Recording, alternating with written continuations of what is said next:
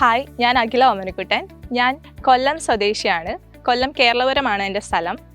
ഈ കഴിഞ്ഞ woman civil excise ഓഫീസറിൽ എനിക്ക് 2nd റാങ്കും അതുപോലെ തന്നെ വുമൺ പോലീസ് എക്സാമിൽ എനിക്ക് 33ാം റാങ്കും ലഭിച്ചു. എനിക്ക് വളരെയധികം സന്തോഷമാണ് ഈ നിമിഷം ഉള്ളത്. ഞാൻ ഡിഗ്രി കംപ്ലീറ്റ് ആക്കിയിരുന്നു. കൊട്ടാരക്കര കോളേജിൽ നിന്നായിരുന്നു ഡിഗ്രി കംപ്ലീറ്റ് ആക്കിയത്. അപ്പം ഞാൻ ഡിഗ്രിക്ക് പഠിച്ചുകൊണ്ടിരിക്കുമ്പോൾ തന്നെ അമ്മ എൻ്റെ അടുത്ത് ഇങ്ങനെ പറയുമായിരുന്നു, എപ്പോഴും നമ്മൾ കുറച്ച് ടൈമും എഫേർട്ടും ഇട്ടാൽ തന്നെ നമുക്ക് എപ്പോഴും സെക്യൂർ ആയിട്ടുള്ള ഒരു ജോബ് വേണമെന്ന് അമ്മ ഇങ്ങനെ പറയുമായിരുന്നു. അങ്ങനെ ഞാൻ ഡിഗ്രി പാസ് ഔട്ട് ആയ ശേഷം ആണ് PSC വരുന്നത്.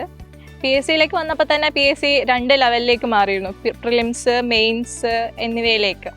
അപ്പം ഞാൻ ആദ്യം പ്രിപ്പയർ ചെയ്യുന്നത് LDC എക്സാമിന് വേണ്ടിയിട്ടായിരുന്നു. അപ്പോൾ കോളേജ് ലൈഫ് കഴിഞ്ഞിട്ട് ഞാൻ LDC എക്സാം ഫോക്കസ് ചെയ്തു.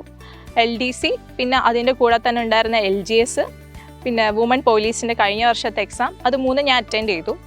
പക്ഷേ തുടക്കക്കാരി എന്ന നിലയ്ക്ക് കുറച്ച് പാളീച്ചകളൊക്കെ വന്ന് ഞാൻ സപ്ലിമെൻ്ററി ആയിപ്പോയി. അപ്പം കഴിഞ്ഞ വുമൺ പോലീസ് എക്സാമിൽ സപ്ലിമെൻ്ററിയിൽ 2ാം സ്ഥാനമായിരുന്നു ഉണ്ടായിരുന്നത്. അപ്പോഴേ ആ റിസൾട്ട് വന്നപ്പോഴേ ഞാൻ എന്തായാലും ഉറപ്പിച്ചു, ഇനി വരുന്ന എക്സാമിൽ എന്തായാലും ഒരു 100-നകത്തുള്ള റാങ്ക് ഞാൻ വാങ്ങിച്ചിരിക്കും എന്നുള്ളത്. സ്ത്രീകൾ പൊതുവെ ഫോഴ്സ് എക്സാം അങ്ങനെ ഫോക്കസ് ചെയ്യാറില്ല.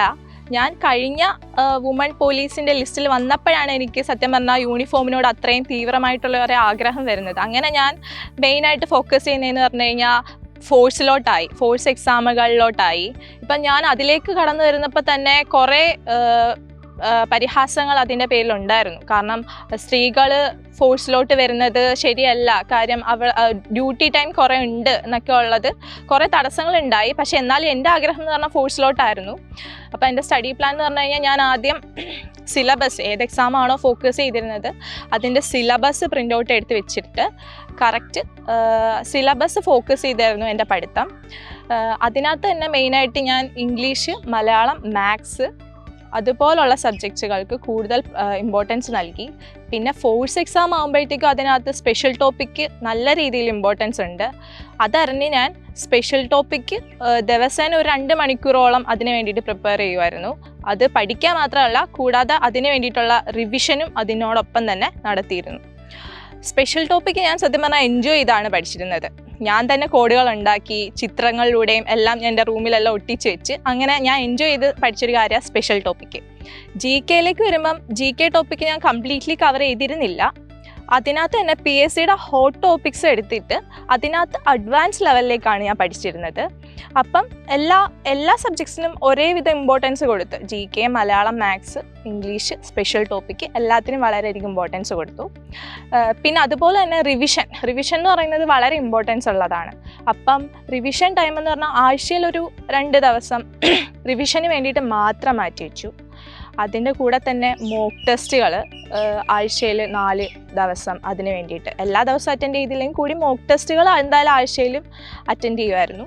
എൻ്റെ ആദ്യത്തെ എയിം എന്ന് പറഞ്ഞു കഴിഞ്ഞാൽ നല്ലൊരു റാങ്കിൽ വരിക എന്നുള്ളതായിരുന്നു. അപ്പം ഞാൻ എൻ്റെ അനാവശ്യമായിട്ടുള്ള എല്ലാ ആവശ്യങ്ങളും മാറ്റി വെച്ചുകൊണ്ട് തന്നെ ഫുൾ ടൈം PSC പഠിത്തം എന്നുള്ള രീതിയിലേക്ക് ഇരുന്നു. ദിവസേന തന്നെ ഒരു 13-14 മണിക്കൂറുകളോളം ഓരോ ടോപ്പിക്കും കവർ ചെയ്യാനെടുത്തു. അപ്പം ഞാൻ ഡിഗ്രി പാസ് ഔട്ട് ആയിരുന്നു. അപ്പോൾ ഫുൾ ടൈം ഞാൻ PSC എന്നുള്ള ഒരു രീതിയിലായിരുന്നു ഇരുന്നത്. അതിനകത്ത് തന്നെ ടോപ്പിക്സ് എല്ലാം ആ സമയം കൊണ്ട് കവർ ചെയ്യാൻ പറ്റി, റിവൈസ് ചെയ്യാനും ആ സമയം കൊണ്ട് സാധിച്ചു. ഞാൻ PSC ഫീൽഡിലേക്ക് കടന്നു വന്ന സമയത്ത് കംപ്ലീറ്റ്ലി ഡിപ്പെൻഡ് ചെയ്തത് യൂട്യൂബ് ക്ലാസ്സസിനെ ആയിരുന്നു, അതായത് ഓൺലൈൻ ക്ലാസ്സസിനെ. അപ്പം ആ സമയത്ത് PSCയിൽ വലിയൊരു മാറ്റം കൊണ്ടുവന്നത് എൻട്രിയുടെ ക്ലാസ്സുകളാണ്. ഞാൻ ഇംഗ്ലീഷിന് കംപ്ലീറ്റ് ആയിട്ട് രഞ്ജി സാറിൻ്റെ ക്ലാസ്സുകളാണ് ഫോളോ ചെയ്തിരുന്നത്. സാറിൻ്റെ ശൈലിയും സാറിൻ്റെ ഇംഗ്ലീഷിൻ്റെ ടിപ്സുകളും ഇപ്പം എനിക്ക് എക്സാം സമയത്ത് റിവിഷൻ ആണെങ്കിൽ പോലും സാറിൻ്റെ ക്ലാസ്സുകളായിരുന്നു കൂടുതലും ഫോക്കസ് ചെയ്തതും പഠിച്ചതും. അതിൻ്റെ നോട്ട്സ് പ്രിപ്പയർ ചെയ്തതും എല്ലാം സാറിൻ്റെ ക്ലാസ്സുകൾ വേണ്ടിയിട്ടായിരുന്നു. പിന്നെ ഞാൻ PSCയിലോട്ട് വന്ന സമയത്ത് കുറേ ഡൗട്ടുകൾ ഉണ്ടായിരുന്നു. ഏതൊക്കെ പോയിൻ്റ് കൂടുതൽ സ്ട്രെസ് ചെയ്ത് പഠിക്കണം, ഏതൊക്കെ പോയിൻ്റ് കവർ ചെയ്താൽ അങ്ങനെയൊക്കെ ആവും എന്നുള്ളത്. സുജയ് സാറിൻ്റെ ക്ലാസ്സുകൾ വേണ്ടിയിട്ടാണ് PSCയിൽ എങ്ങനെ ഒരു എക്സാമിനെ അപ്രോച്ച് ചെയ്യണം എന്ന് ഞാൻ മനസ്സിലാക്കുന്നത്. സാറ് ഓരോ എക്സാമിന് മുൻപും ശേഷവും ഓരോ എക്സാമിനെ വിലയിരുത്തിക്കൊണ്ടിരുന്ന ക്ലാസ്സുകൾ എനിക്ക് എക്സാം ടൈമിൽ ഏതൊക്കെ ഏരിയാസ് കവർ ചെയ്യണം, ഫോക്കസ് ചെയ്യണം എന്നതിനെ പറ്റിയിട്ട് കുറേയധികം ഹെൽപ്പ് ചെയ്തിട്ടുണ്ട്. പിന്നെ PSC ഇരിക്കുമ്പം എല്ലാവരും ഉള്ള പോലെ തന്നെ കുറേയധികം പരിഹാസങ്ങളും പ്രയാസങ്ങളും എല്ലാം നേരിട്ട സമയങ്ങളുണ്ടായിരുന്നു. അതിനിടയ്ക്ക് തന്നെ റിസൾട്ടുകളൊക്കെ വരുമ്പോൾ എന്നാൽ PSC നിർത്തിയാലോ എന്ന് വരെ ചിന്തിച്ച സമയങ്ങൾ ഉണ്ടായിട്ടുണ്ട്. അന്നെല്ലാം സത്യം പറഞ്ഞാൽ ഒരു പ്രചോദനമായിട്ട് ഉണ്ടായിരുന്നത് പ്രദീപ് സാറിൻ്റെ വാക്കുകളായിരുന്നു. ക്ലാസ്സിനിടയിലാണെങ്കിൽ പോലും സാറിൻ്റെ ഓരോ മോട്ടിവേഷണൽ ആയിട്ടുള്ള വാക്കുകളാണെങ്കിൽ പോലും ഓക്കെ എനിക്ക് പറ്റും, അടുത്ത എക്സാമിന് എന്നെക്കൊണ്ട് സാധിക്കും, നമ്മളിപ്പോൾ വർക്ക് ചെയ്ത് കഴിഞ്ഞാൽ എന്തായാലും അതിൻ്റെ റിസൾട്ട് അടുത്ത എക്സാമിൽ കാണും എന്ന് സാറിൻ്റെ ആ വാക്കുകൾ എന്നെ കുറേ അധികം സ്വാധീനിച്ചിട്ടുണ്ട്. PSC ലൈഫിൽ PSC ജേണിയിൽ സാറ് വലിയൊരു ഭാഗമായിട്ട് തന്നെ ഉണ്ടായിരുന്നത്. അപ്പം PSCയുടെ പുതിയ മാറ്റങ്ങൾ വെച്ചിട്ട് സിലബസിൽ കുറേയധികം മാറ്റങ്ങൾ ഉണ്ടായിട്ടുണ്ട്. അനിൽകുമാർ സാറിൻ്റെ ക്ലാസ്സുകളാണെങ്കിലും സുപ്രധാന നിയമങ്ങളിലെല്ലാം സാറിൻ്റെ ക്ലാസ്സുകൾ വളരെ യൂസ്ഫുൾ ആയിരുന്നു. പിന്നെ ലൈവ് സെക്ഷൻസും റിവിഷൻ ക്ലാസ്സുകളും എല്ലാം ക്ലാസ്സുകളെല്ലാം അറ്റൻഡ് ചെയ്തിട്ടുണ്ട്. മോക്ക് ടെസ്റ്റുകളാണെങ്കിലും കറണ്ട് അഫേഴ്സിൻ്റെ മെറ്റീരിയൽസ് ആണെങ്കിലും ഞാൻ എൻട്രിയുടെ വെച്ചിട്ടായിരുന്നു പഠിച്ചിരുന്നത്. ഇനി ഒരു പുതിയ എക്സാംസ് എഴുതുന്നവർ കുറേ കാര്യങ്ങൾ ശ്രദ്ധിക്കണം. കാരണം ഞാൻ അന്ന് സപ്ലിയിൽ വന്നപ്പം കുറേ പോയിൻറ്റ്സുകൾ പഠിച്ചിട്ടാണ് മനസ്സിലാക്കി. കാരണം അന്ന് എനിക്ക് തെറ്റുണ്ടായെന്ന് പറഞ്ഞു കഴിഞ്ഞാൽ സപ്ലി ലിസ്റ്റിലായിപ്പോയത് ഒന്നാമത്തെ കാര്യം, ഞാൻ മോക്ക് ടെസ്റ്റുകൾ ആ സമയത്ത് അറ്റൻഡ് ചെയ്തിരുന്നില്ല. പിന്നെ SCRT ടെക്സ്റ്റ് ബുക്കുകൾ കവർ ചെയ്തിരുന്നില്ല. അപ്പം ഞാൻ എൻ്റെ തെറ്റുകൾ മനസ്സിലാക്കിയ എനിക്ക് വേണമെങ്കിൽ സപ്ലി ലിസ്റ്റിൽ വന്ന ഉടനെ നിർത്തി വേണ്ട PSC എന്ന് പറഞ്ഞുകൊണ്ട് പോവായിരുന്നു. പക്ഷെ ഞാൻ എൻ്റെ വാശിയുടെ പുറത്താണ് 100-നകത്ത് എന്തായാലും ഒരു റാങ്ക് നേടണമെന്ന് എനിക്ക് ആഗ്രഹം ഉണ്ടായിരുന്നു. അതുകൊണ്ട് ഞാൻ കഠിനമായിട്ടാണ് ഈ എക്സാമിനിരുന്ന് പഠിച്ചതും പ്രിപ്പയർ ചെയ്തതും എല്ലാം.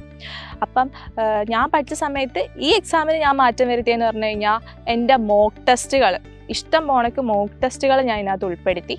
അതുകൂടാതെ തന്നെ SCRT ബുക്കുകൾ ഡീറ്റെയിൽ ആയിട്ട് പഠിച്ചു. പിന്നെ സിലബസ് അടിസ്ഥാനമായിട്ട് പഠിച്ചു. പിന്നെ എനിക്ക് പറയാനുള്ളതെന്ന് പറഞ്ഞു കഴിഞ്ഞാൽ ഇപ്പം നമ്മൾ കുറേ അധികം അവസ്ഥകളിലൂടെ കടന്നു പോകേണ്ടി വരും. നമുക്കിപ്പം ഫാമിലി ഫംഗ്ഷനൊന്നും കൂടാൻ പറ്റി കാണില്ല, ഫ്രണ്ട്സായിട്ട് കറങ്ങാൻ പറ്റി കാണില്ല. പക്ഷേ നമ്മളൊരു വാശി, നമുക്ക് എപ്പോഴായിരുന്നാലും ഉള്ളിൽ നിന്നൊരു വാശി എന്തായാലും മസ്റ്റായിട്ട് വേണം. കാരണം നമുക്ക് പറ്റും, നമ്മളെക്കൊണ്ട് കഴിയും. ഇപ്പോൾ ഒരു എക്സാം മാത്രമല്ല നമ്മളെ വിലയിരുത്തുന്നത്. ആ എക്സാമിൽ ഫെയിൽ ആവുകയാണെങ്കിലോ മാർക്ക് കുറയോ, ചിലപ്പോൾ നമ്മൾ സപ്ലിയിലാവാം, ചിലപ്പോൾ നമ്മൾ കട്ട് ഓഫിന് തൊട്ടടുത്താവാം. എന്നാൽ കൂടിയും നമുക്ക് പറ്റും, അല്ലെങ്കിൽ അടുത്ത എക്സാമിന് നല്ലൊരു വിജയം നമുക്ക് ഉണ്ടാവും എന്നുള്ള രീതിയിൽ പഠിച്ചു കഴിഞ്ഞാൽ നമുക്ക് എന്തായാലും ഷുവറായിട്ടും അടുത്ത റാങ്ക് ലിസ്റ്റിൽ നല്ലൊരു റാങ്കിൽ വരാൻ പറ്റും. എല്ലാവരും പഠിക്കുന്നവരാണെങ്കിലും നമ്മളെക്കൊണ്ട് ഒരു ചാൻസ് മാത്രമല്ല ഉള്ളത്, ബാക്കി ചാൻസസ് നമ്മൾ നല്ല രീതിയിൽ യൂസ് ചെയ്ത് കഴിഞ്ഞാൽ നമുക്ക് അതിൻ്റേതായിട്ടുള്ള റിസൾട്ട് എന്തായാലും കിട്ടും. ഇനി PSC എക്സാംസ് എഴുതാൻ പോകുന്ന എല്ലാവർക്കും നല്ല രീതിയിൽ എക്സാം സാധിക്കട്ടെ എന്ന് ഞാൻ ആശംസിക്കുന്നു.